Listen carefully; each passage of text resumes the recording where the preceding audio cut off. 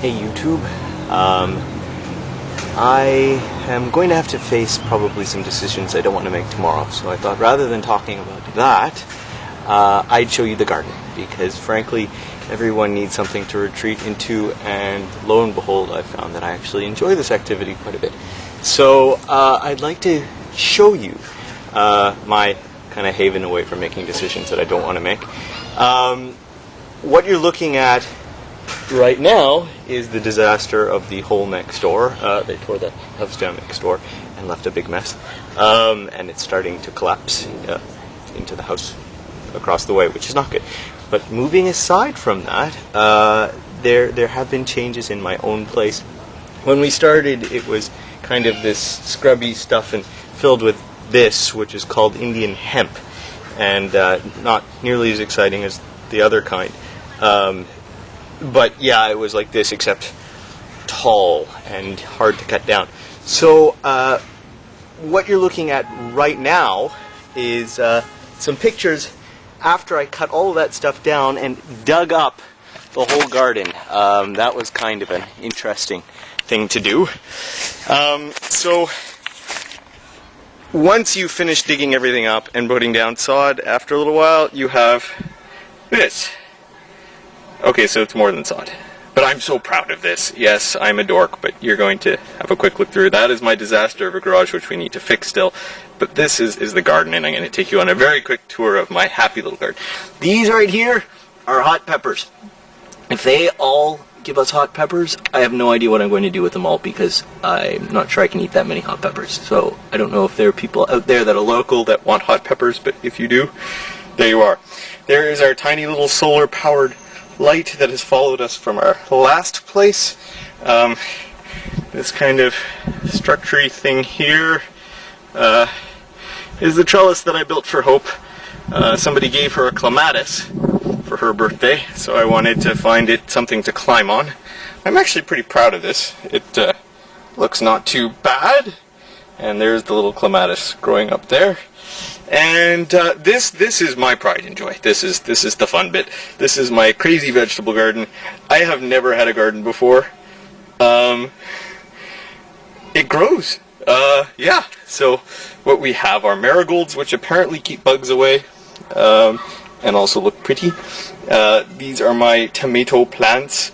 I keep having to put in bigger stakes. My neighbors next door laughed at me when I put in the little bamboo. They're Italian. They have a gorgeous garden filled with tomato plants and know better than I do.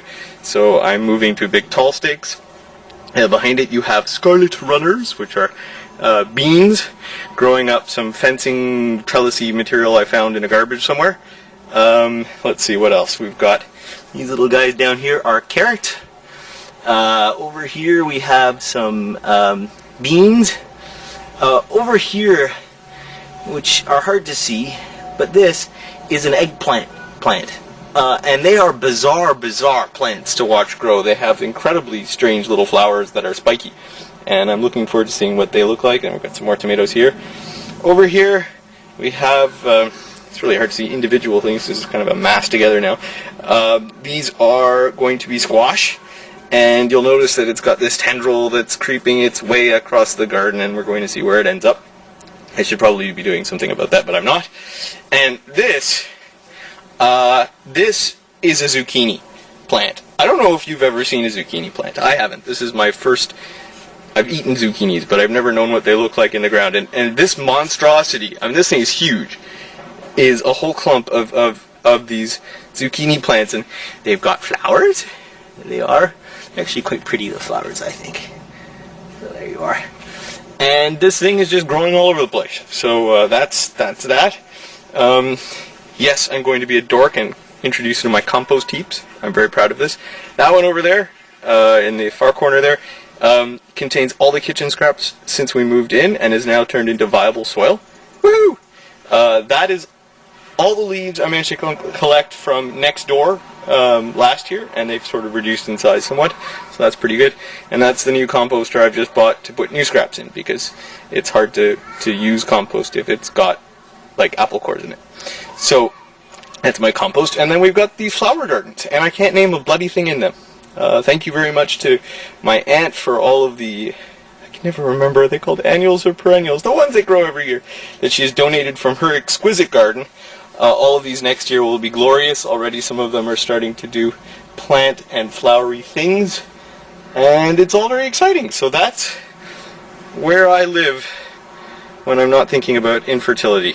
So I guess if I can't be fertile in one way, I can be fertile in another. Yeah, that's crazy, man.